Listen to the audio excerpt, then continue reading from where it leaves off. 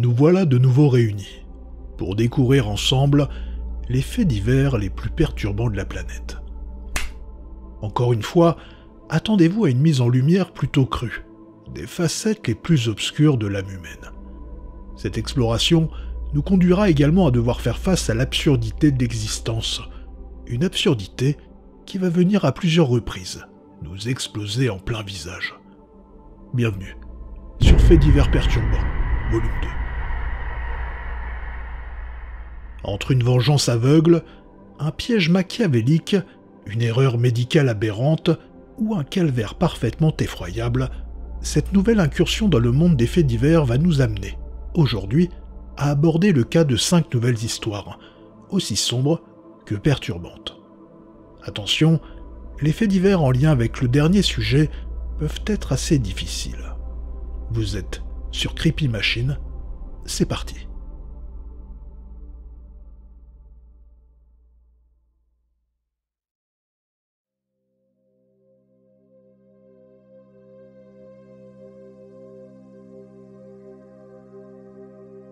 Lorsque l'absurdité de la vie nous fait perdre ce que l'on a de plus cher, notre nature humaine va nous conduire inévitablement à vouloir trouver des réponses, voire des responsables. Seulement, lorsque la solitude nous amène à avancer pendant des semaines, voire des mois dans le noir, guidés par les seuls fils de la douleur et de la haine, la recherche du soulagement devient alors notre seul point de mire. Un soulagement qui ne pourra s'exhorter que dans la violence d'une vengeance, parfois aveugle.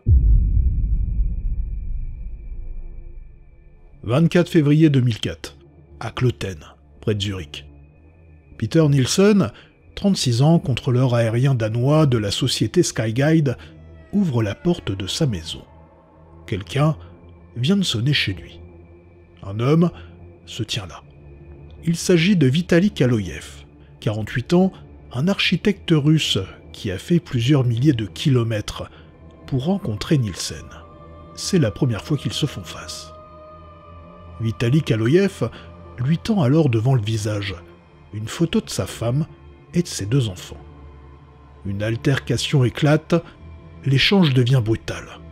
Et c'est là que Vitali Kaloyev poignarde le contrôleur aérien danois avant de rapidement prendre la fuite. La femme de Peter Nilsson, qui se trouvait dans le jardin avec ses 3 enfants, alertée par les cris, se rend devant la porte et ne peut que constater l'horreur de la scène.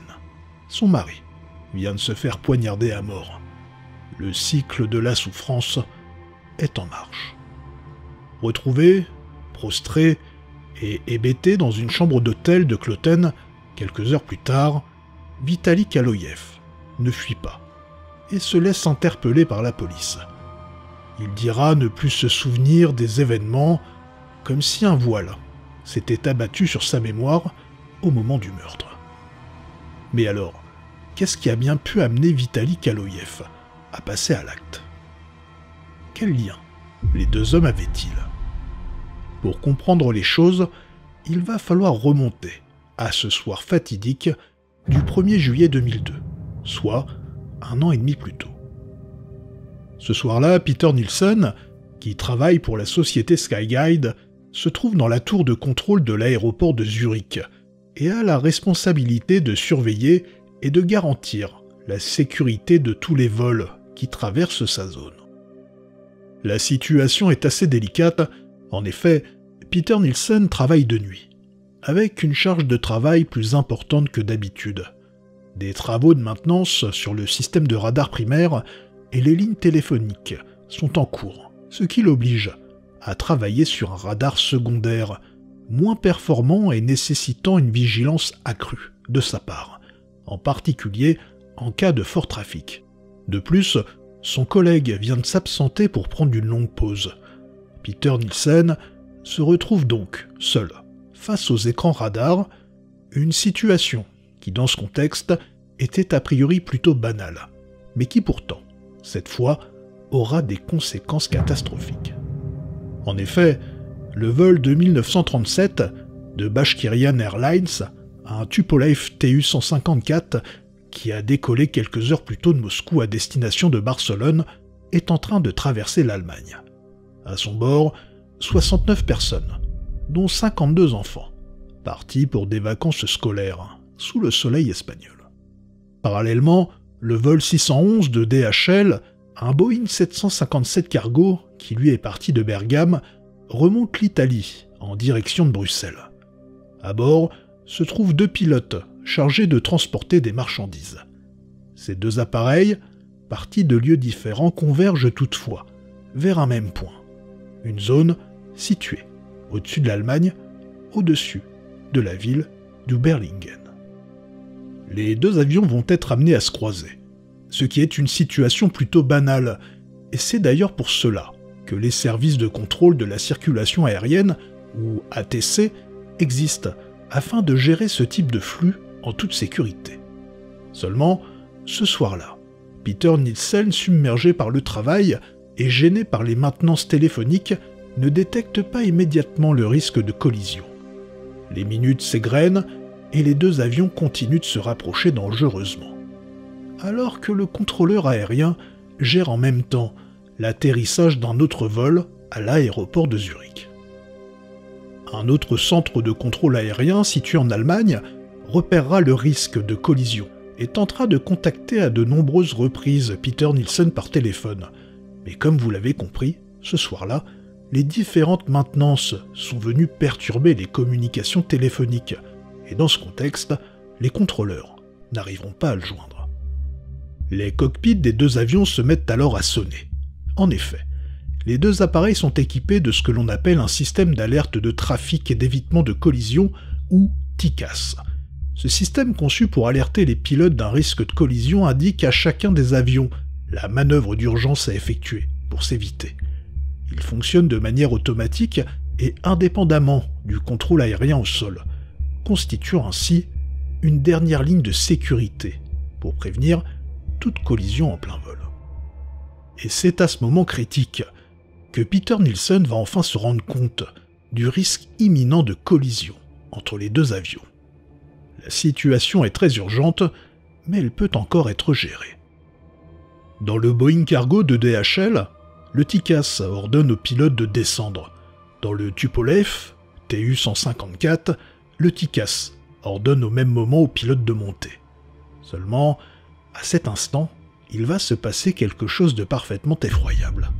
Peter Nielsen va donner l'instruction au Tupolev Tu-154, transportant 69 personnes dont 52 enfants, de descendre.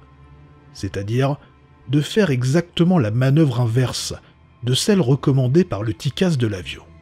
Le copilote se montre surpris par cette consigne. Seulement, lui et le pilote décident d'obéir et de suivre, comme ils en ont l'habitude, les instructions du centre de contrôle aérien. À 23h35, heure locale, au-dessus de Berlingen en Allemagne, à une altitude d'environ 10 000 mètres, les 2 avions se percutent avec une violence inouïe. Le vol de 1937 de Bashkirian Airlines est littéralement pulvérisé en plein ciel. Le vol 611 de DHL, avec les 2 pilotes, bien que gravement endommagé, parvient à rester en l'air pendant quelques instants, avant de s'écraser à son tour. Les débris embrasés des 2 appareils s'éparpillent alors sur une vaste zone autour du lac de Constance. Au même moment, Vitali Kaloyev, qui travaillait à Barcelone depuis 2002, attend à l'aéroport, comme c'était prévu, son épouse Svetlana et ses 2 enfants, Constantin 10 ans et Diana, âgée de 4 ans. Afin de fêter la fin de sa mission en Espagne, il avait décidé de les faire venir jusqu'à lui, pour profiter de vacances ensemble. L'homme va être alors informé de l'accident. Le choc est immense, mais il ne perd pas de temps et décide de se rendre directement en Allemagne sur le lieu du crash. Il est l'une des premières familles à arriver sur le lieu de l'accident.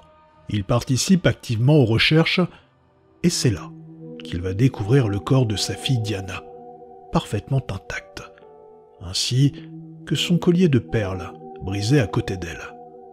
Un événement qui, selon les dires de Vitali Kaloyev, le marquera profondément. Aucun survivant n'est retrouvé. Les 69 personnes à bord du Tupolev Tu-154 dont les 52 enfants et les 2 pilotes du Boeing Cargo, ont été pulvérisés et dispersés parmi les débris des avions, et ce dans une large zone. Le corps de son épouse Svetlana sera découvert dans un champ de blé, et le corps de Constantin, son fils de 10 ans, sera retrouvé, lui, devant un abri de bus à Oberlingen, après avoir frappé l'asphalte. Vitali Kaloyev, comme toutes les autres familles, est inconsolable. De retour en Russie, Vitali Kaloyev va alors s'enfermer dans un deuil solitaire et destructeur. Il passera de longues heures au cimetière sur les tombes de sa famille et construira même une sorte de mausolée directement dans sa maison. Son frère dira à propos de lui: « Vous pouviez trouver mon frère, même à 2 heures du matin, au cimetière, pleurant sur leur pierre tombale. Il souffrait, il ne pouvait plus travailler, il s'est enfermé. » Seulement, la douleur et la dépression vont petit à petit se transformer en colère et en haine, jusqu'à atteindre son paroxysme lorsque Vitali Kaloyev recevra un courrier de la société Skyguide lui proposant un dédommagement de 60 000 francs suisses pour le décès de sa femme et de 50 000 francs pour chacun de ses enfants. En réponse, il demandera au responsable de la société où travaillait Peter Nielsen d'organiser une rencontre avec le contrôleur aérien. Il n'obtiendra aucun retour. Cependant, entre cette demande non satisfaite et cette proposition d'accord à l'amiable parfaitement insupportable et vécue comme une insulte à sa douleur, l'ensemble de ces événements ne feront qu'exacerber sa haine. Obsédé par la vengeance, Vitali Kaloyev va alors engager un détective privé pour retrouver l'adresse de Peter Nielsen. Et là, vous connaissez la suite. Il va se rendre en Suisse, prendre un hôtel à une demi-heure à pied de la maison du contrôleur aérien et perpétuer le cycle de la souffrance en tuant Peter Nielsen quasiment sous les yeux de sa femme et de ses 3 enfants. En octobre 2005, Vitali Kaloyev sera condamné à 8 ans de prison par un tribunal suisse pour homicide volontaire. Il sera libéré en 2007 après une réduction de peine en lien avec une prise en compte plus importante de son état de détresse psychologique au moment des faits. 4 des employés de Skyguide, la société responsable du contrôle aérien sur Zurich, seront condamnés en 2007 pour homicide par négligence. Car en effet, bien que responsable, Peter Nielsen n'était pas pour autant coupable. Avec entre autres la surcharge de travail, les maintenances programmées ou la décision du pilote de suivre la consigne de Nielsen, et non le TICAS, cette tragédie était bien le fruit d'une combinaison de défaillances systémiques, et non le fait d'une simple erreur humaine. Vitali Kaloyev, de retour en Ossétie du Nord en Russie, refera sa vie, et aura des jumeaux, un garçon et une fille, qu'il nommera Constantin et Diana en mémoire de ses enfants décédés dans la catastrophe d'Oberlingen.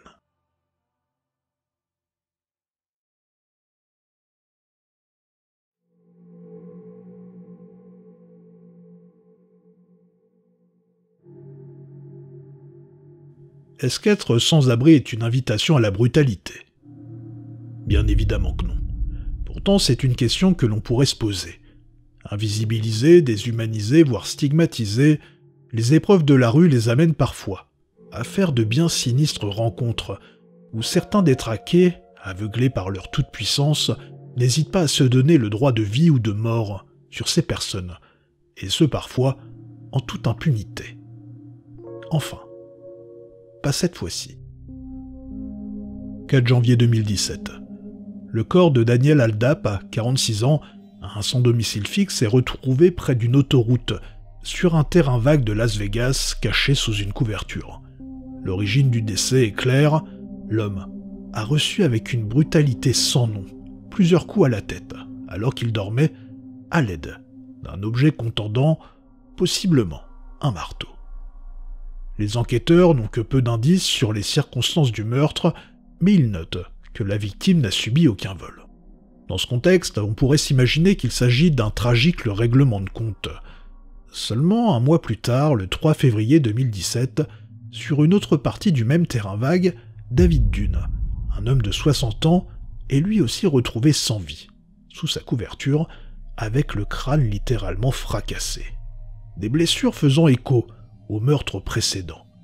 Là aussi, les policiers découvrent qu'aucun vol n'a été commis sur l'homme. En remontant le fil des semaines précédentes, les enquêteurs retombent alors sur un signalement assez troublant. Le 30 novembre 2016, un autre homme, lui aussi sans abri, avait été sauvagement agressé, selon le même mode opératoire, un coup violent, porté à la tête avec un objet lourd et contondant, alors qu'il dormait dans les environs de ce fameux terrain vague. Seulement cette fois, l'homme avait survécu à l'attaque. Malheureusement, incapable de fournir une description de son agresseur, son témoignage n'apportera pas vraiment d'éléments concrets à l'avancée de l'enquête. Les indices sont maigres, les enquêteurs tentent de faire alors le lien entre les trois hommes. Mais rien ne ressort vraiment en dehors de ces deux seuls points communs, celui d'être sans abri et de s'être fait attaquer sur ce fameux terrain vague alors qu'ils étaient en train de dormir, emmitouflés sous leur couverture. Face à cette absence de mobile apparent, les enquêteurs perçoivent malgré tout bien que ces agressions convergent sans doute vers une même personne ou un même groupe, animé par des pulsions plutôt sadiques. Ceux ou ces serial killers doivent être rapidement mis hors d'état de nuire. Le capitaine de police, Andrew Walsh, qui prend cette affaire très au sérieux, est alors en grande difficulté dans son enquête, jusqu'à ce que lui et son équipe soient témoins d'une scène tout à fait glaçante, le 22 février 2017. Voici la vidéo.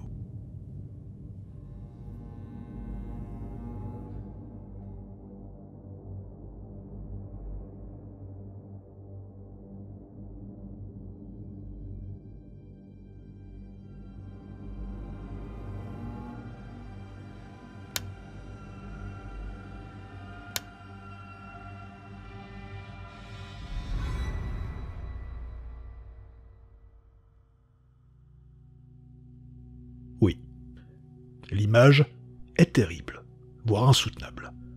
On y voit un homme rôder autour d'une forme allongée au sol, indistincte, sous des couvertures. Puis soudain, sans hésiter, il sort un marteau d'une poche plastique et assène 2 coups violents sur cette masse inerte. L'agresseur ensuite s'éloigne. Seulement, ce que vous venez de voir n'est pas tout à fait ce que vous imaginez. En effet, la scène à laquelle vous venez d'assister est en fait un piège, tendu par la police de Las Vegas. Ouais, ce que l'agresseur vient de frapper est un mannequin déposé par la police, habillé et disposé de façon à le confondre avec un sans-abri endormi sous une couverture. Placés sur le terrain vague où avaient déjà été retrouvés Daniel Haldap et David Dunn, les enquêteurs espéraient ainsi attirer le tueur en série présumé. Cela faisait déjà plusieurs soirs que le piège avait été mis en place, mais jusqu'à maintenant, personne ne s'était montré. Et c'est donc le soir du 22 février 2017 que leur piège va fonctionner et se refermer sur le tueur. L'homme mystérieux qui s'était approché du mannequin pour frapper la tête, à 2 reprises, a été ensuite immédiatement arrêté par la police. Mais alors, qui est cet homme ? Eh bien, l'individu arrêté se nomme Shane Schindler, âgé de 30 ans et originaire de Bay City, dans le Michigan. C'est un homme plutôt banal, mais visiblement capable d'une violence extrême. Son interrogatoire par les enquêteurs ne révélera pas grand-chose. Visiblement, il vivait auparavant dans le Michigan et s'était installé dans le Nevada, 8 mois avant ces événements. À ce moment-là, il était lui-même sans domicile fixe et naviguait d'hôtel en hôtel. Shane Schindler n'avouera rien, et dira même plusieurs fois qu'il savait, à 100%, que ce qu'il frappait, avec son marteau, était en fait un mannequin. Seulement, plusieurs selfies troublants seront retrouvés dans son portable, des selfies pris à quelques mètres des lieux où avaient été retrouvés morts les 2 sans-abri. Au regard de cette découverte et du mode opératoire de l'homme, semblable aux 2 autres meurtres, Shane Schindler sera emprisonné et inculpé pour tentative de meurtre et port non autorisé d'une arme. Cependant, Steven Wolson, le procureur du district du comté de Clark, qui supervisera l'enquête, se heurtera à un obstacle juridique majeur. En effet, comment inculper formellement Shane Schindler pour les meurtres de Daniel Haldap et David Dunn alors que les preuves directes manquent cruellement? En effet, la vidéo dont il dispose, bien qu'accablante, ne montre qu'un homme frapper un mannequin. Inculper quelqu'un pour meurtre sur un objet inanimé et le prouver devant une cour de justice relève d'un défi presque impossible. Pourtant, le mode opératoire parfaitement identique entre les différentes attaques et sa présence confirmée dans le quartier depuis plusieurs semaines convergent très fortement vers une culpabilité. Et là, où la justice américaine est assez particulière, c'est qu'il existe une voie procédurale alternative. Une voie qui n'existe pas chez nous. La négociation de peine en amont du procès, entre l'accusé et le procureur. Et c'est le pari risqué que va tenter Steven Wolson. Le secret des échanges restera contenu, mais le procureur parviendra à obtenir un accord. En effet, lors de son procès, Shane Schindler plaidera coupable de tentative de meurtre sur un objet inanimé, en avouant qu'il pensait s'attaquer à une personne réelle. En échange, Shane Schindler évitera une inculpation et un procès pour les meurtres des deux sans-abri, ce qui lui garantira d'échapper à la prison à vie, voire à la peine de mort. En août 2017, Shane Schindler sera condamné à une peine de 8 à 20 ans de prison pour l'attaque du mannequin. Cela signifie qu'en cas de bon comportement et de travaux pénitentiaires, il pourra obtenir au fur et à mesure une réduction de peine de 20 à 8 ans. Le procureur se dira satisfait d'avoir pu mettre en prison quelqu'un d'aussi dangereux. Après l'arrestation de Schindler, un sans-abri de 60 ans, qui dormait souvent dans la rue près du coin, là où ont eu lieu les meurtres, dira avoir été assez surpris que la police consacre autant de ressources à résoudre les meurtres des deux sans-abri, et rajoutera « Beaucoup de gens ne pensent même pas que nous sommes humains. Tellement de gens se moquent du fait que l'on vive ou que l'on meure. » Seulement, les morts de Daniel Haldap et de David Dunn n'auront finalement pas trouvé justice, puisque Schindler n'aura jamais été inculpé ni condamné.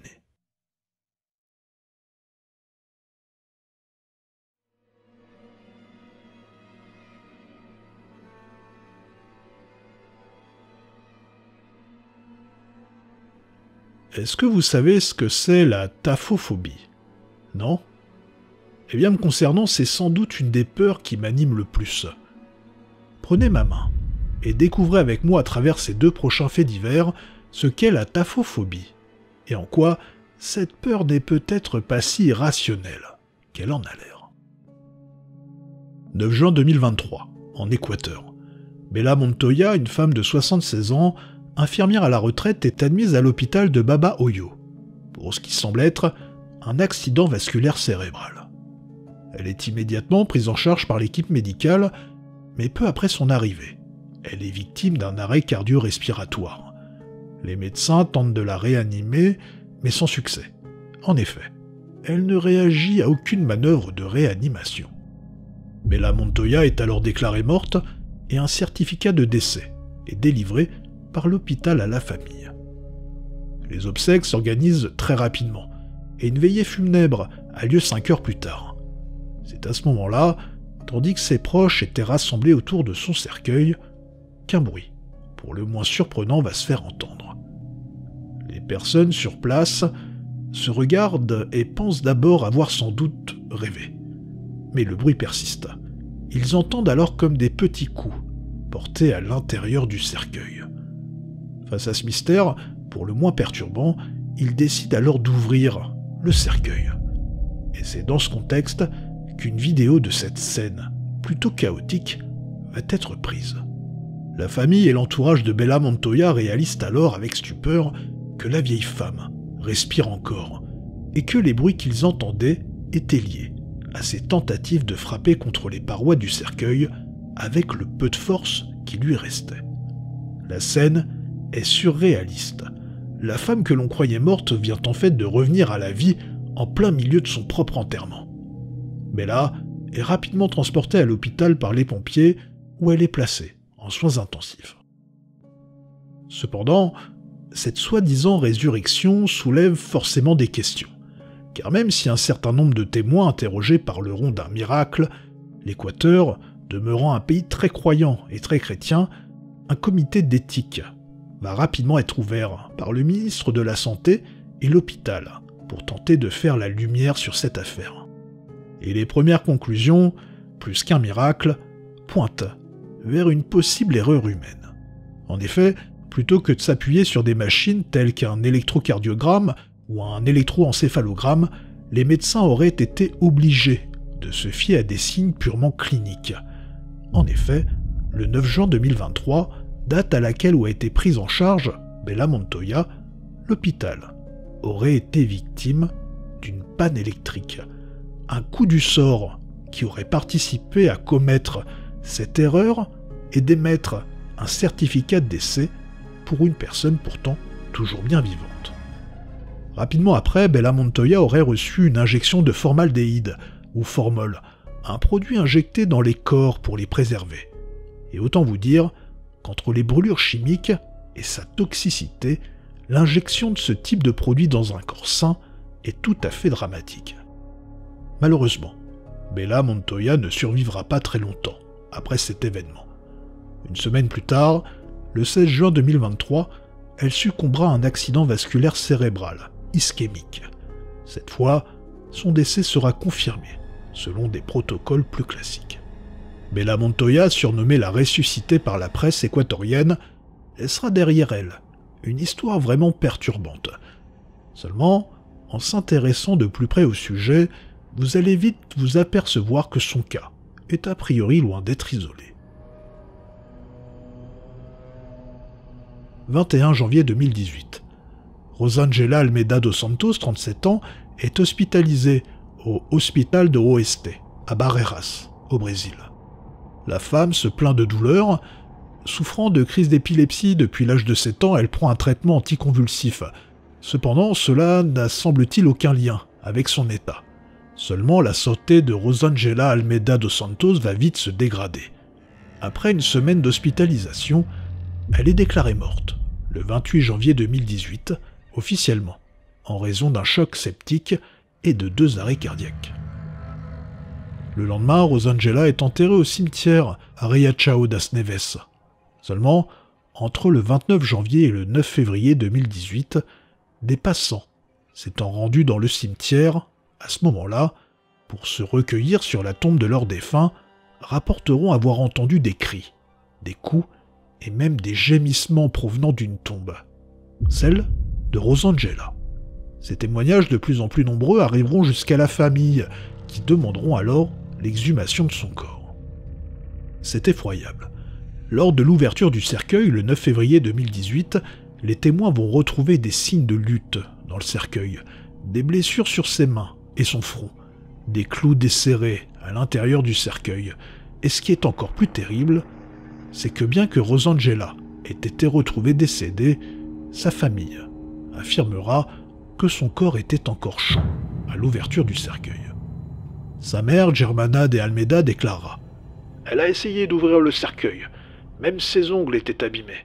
Ses mains étaient blessées, comme si elle avait tenté de sortir. » Cependant, les autorités, elles, indiqueront que les blessures sur le corps pouvaient être tout à fait postérieures à sa mort. L'hôpital, qui coopérera avec les enquêteurs, fournira tous les documents demandés. Cependant, aucune faute médicale avérée ne sera officiellement confirmée.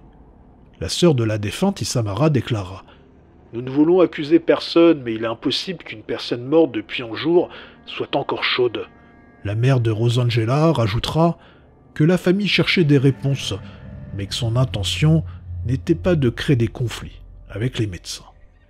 Bref, vous l'aurez compris, nous ne saurons sans doute jamais ce qui s'est vraiment passé. Cependant, rien que d'imaginer que cette femme ait pu potentiellement passer des jours seule, dans le noir, sans espoir, dans un cercueil au fond d'un trou, est venu réveiller la taphophobie qui sommeillait en moi. Après, rassurez-vous, en France, ce type d'accident est tout à fait improbable, voire impossible. En effet, les soins de conservation des corps vous tueraient, bien avant d'avoir la malchance d'être enterré vivant.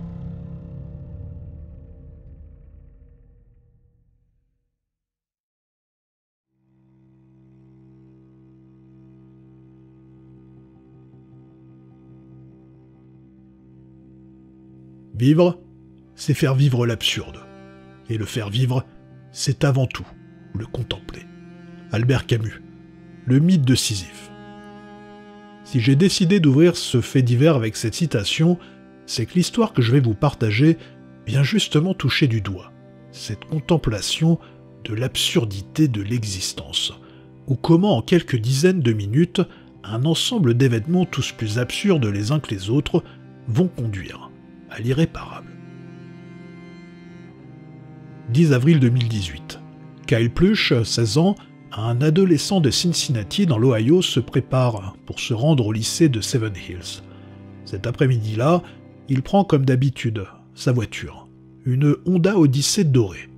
Seulement, ce qu'il ne sait pas, c'est qu'aujourd'hui, le destin a prévu de lui imposer une épreuve plus que terrible.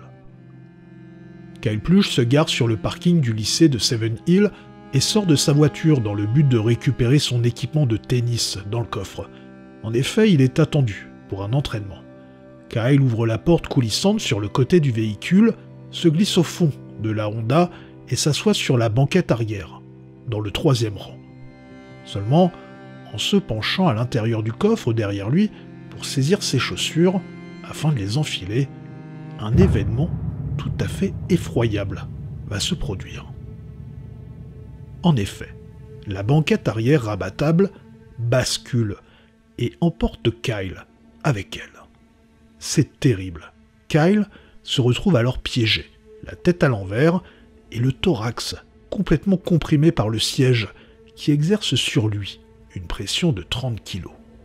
Coincé et incapable de bouger, Kyle comprend assez rapidement qu'il ne va pas pouvoir se dégager seul. Pire, il a de plus en plus de difficultés à respirer normalement. La panique commence à monter, mais un éclair de lucidité le traverse. En effet, Kyle possède un iPhone qui se trouve dans sa poche. Alors qu'il a les bras coincés, il a l'idée de déclencher l'application Siri avec sa voix pour que le téléphone contacte directement les secours. C'est alors que l'opératrice du 911, que l'on nommera Maggie, va recevoir cet appel. 15h14. Au secours, je suis coincé dans mon van. Au parking. Au secours. Au secours. Cincinnati 911 ? Je suis coincé dans mon van, sur une place de parking de Seven Hills. Le Seven Hills Parking quoi ? Au secours, j'ai besoin d'aide. Où êtes-vous ? Bonjour, envoyez de l'aide. Je vais mourir ici. Où êtes-vous ? L'appel, qui aura duré alors presque 3 minutes, est alors interrompu. Maggie tente de localiser Kyle avec précision. Seulement, la mauvaise qualité de la communication rend l'échange très difficile. Elle va d'ailleurs penser que l'appel a été émis par une femme. Kyle, lui, en retour, n'entend pas ce que peut lui dire l'opératrice, puisque son téléphone se trouve dans sa poche. La situation est extrêmement chaotique. Maggie tente de le rappeler, seulement Kyle ne décroche pas. L'opératrice, assistée par ses collègues, pensera alors, lors de la tentative de communication, avoir entendu le mot « shop » ou « magasin » en français. Et lorsqu'ils vont tenter de tracer l'appel, ils vont découvrir que le téléphone a émis du côté de Thrift Store, une zone avec un magasin de friperie avec un parking. 15h23. L'opératrice va alors transmettre ces informations à une voiture de police à proximité. Le problème, c'est que Kyle, bien qu'à proximité de cette adresse, ne se trouve pas sur ce parking, mais bien plus au nord. Pire, les policiers, en se rendant jusqu'au Thrift Store, vont passer devant la voiture de Kyle, sans saisir que le drame est en train de se jouer ici. Eux aussi vont tenter de lui téléphoner, mais en vain.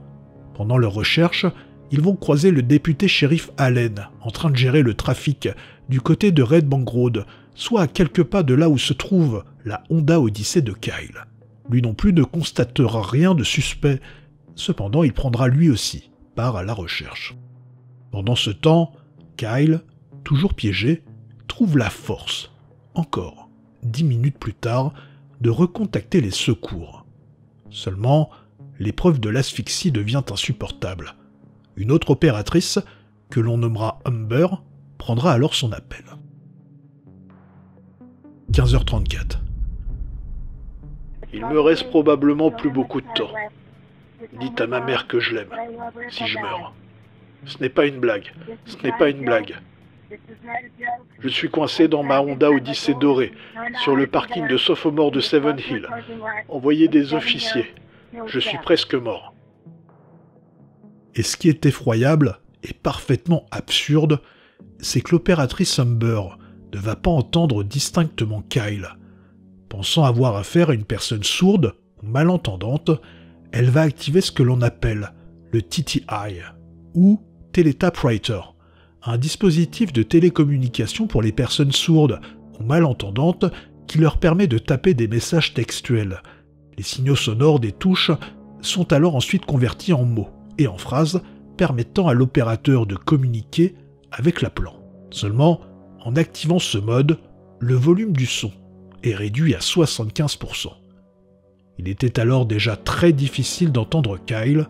Dorénavant, ce sera parfaitement impossible. Et ce qui est incompréhensible, c'est que l'opératrice Humber verra pourtant bien que le numéro était déjà lié à un premier appel de détresse, quelques minutes plus tôt. Pourtant, elle ne préviendra pas les deux policiers encore sur place. 15h44. Les officiers de police, après une vingtaine de minutes à rechercher une femme en détresse, coincée dans un van, repartent, pensant alors à un canular, laissant Kyle seul face à son destin. Dans la soirée. Les parents de Kyle, ne le voyant pas revenir, s'inquiètent.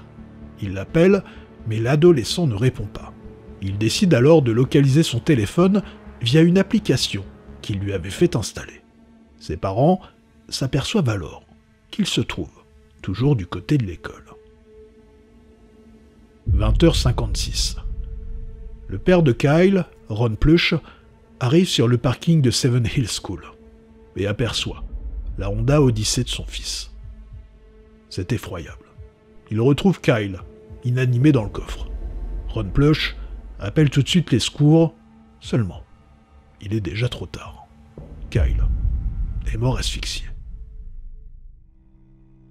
Comme vous l'avez sans doute compris, l'enquête mettra en lumière plusieurs défaillances dans le système d'appel d'urgence de Cincinnati.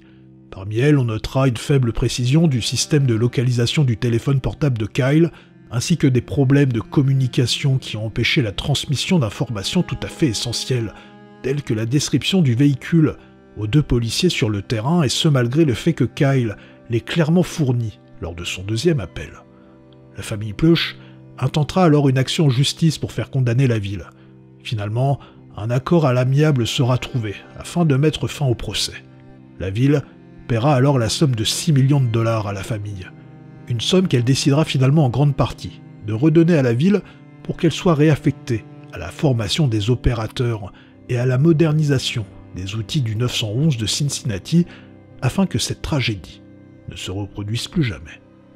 Une manière pour eux sans doute, comme le propose la pensée de Camus, de se révolter contre l'absurdité de l'existence et d'accepter que la mort de leur fils ne soit pas complètement dépourvue de sens.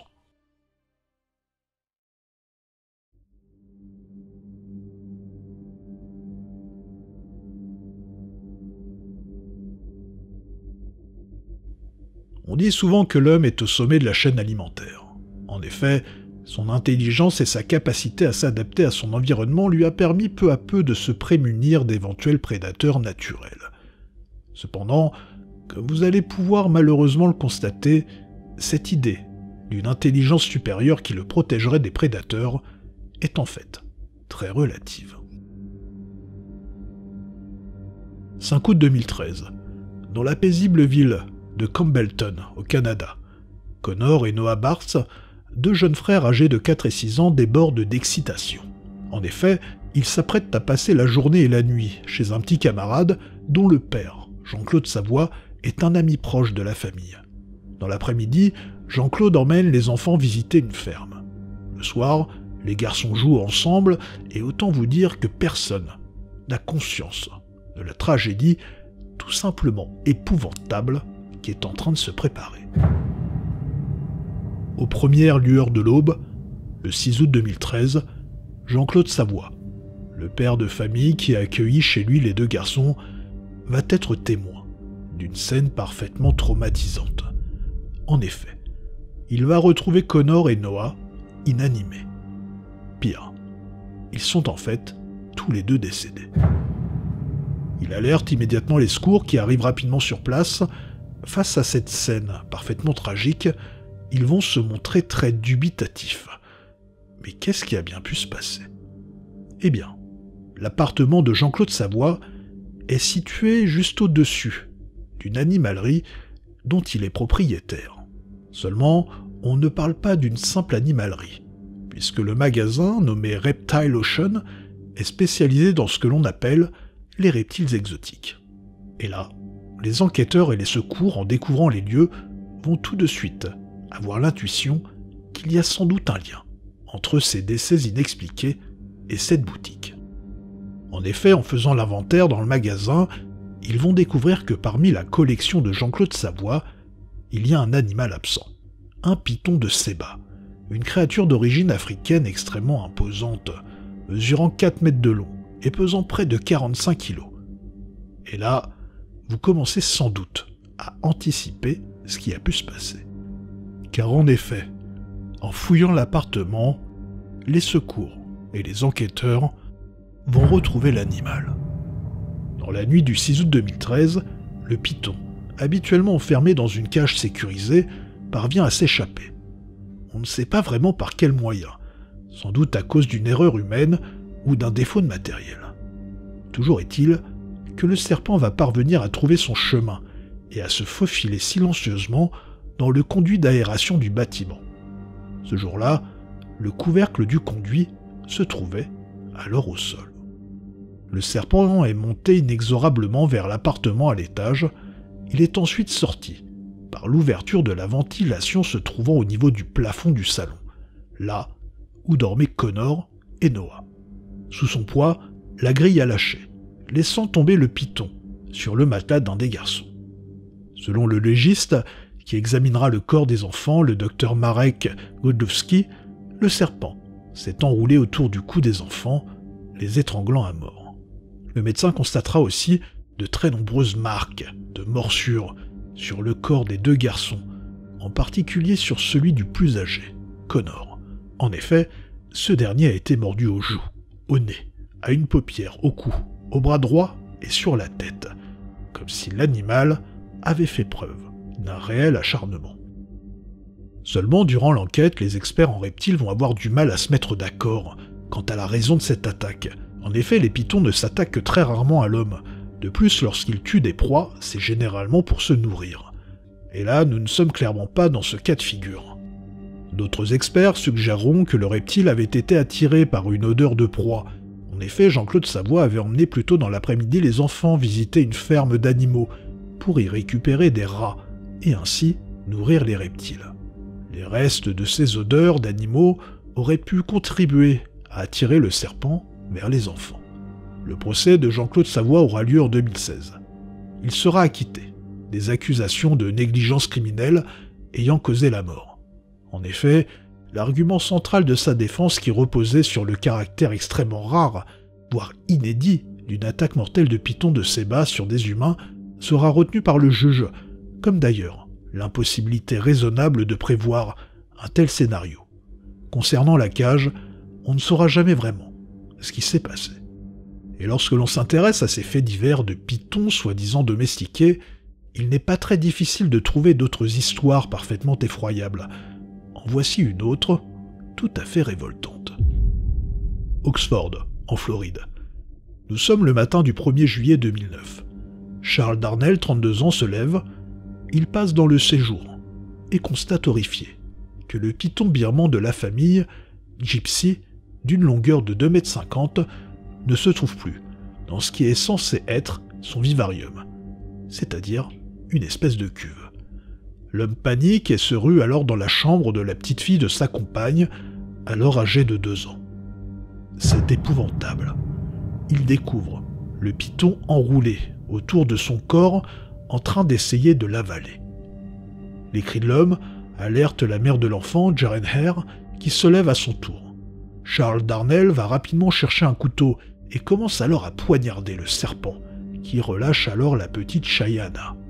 Seulement, lorsque les secours arrivent, ils ne pourront que constater le décès de la petite fille. Mordue à la tête et au bras, son autopsie confirmera qu'elle était morte suite à une asphyxie provoquée par la constriction du serpent. Le python, toujours vivant et blessé, sera alors récupéré par les autorités et conservé le temps que les investigations soient réalisées.